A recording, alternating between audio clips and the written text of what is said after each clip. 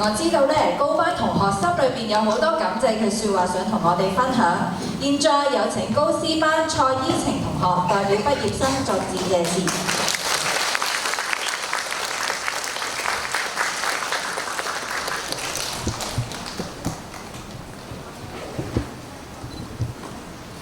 各位嘉賓、修女、老師，早晨，好歡迎你哋嚟到聖母幼稚園第72屆畢業典禮。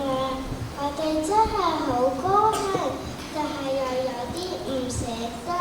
胡寫3年嚟嘅時候，我哋學咗好多知識，同埋與人相處嘅態度，同同學一齊玩遊戲、開生日會，嗰啲時間真係好開心又難忘。我哋要多謝修女、老師同埋姨姨，佢哋不但教導我哋，更陪伴我哋一同成長。我哋仲要多謝爹哋媽咪送我嚟聖母幼稚園讀書，度過咗3年快樂嘅校園生活。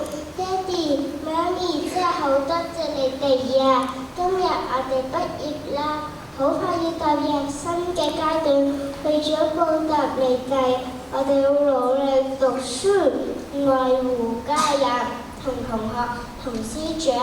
我咁代表高班嘅同學，再一次多謝嘅各位嘅嚟啦！我哋仲會祝你哋身體健康，生活愉快，天主保佑。多謝大家。唔該，蔡依晴同學。我知道咧，高班小朋友同埋老師咧準備咗一份神秘禮物俾各位。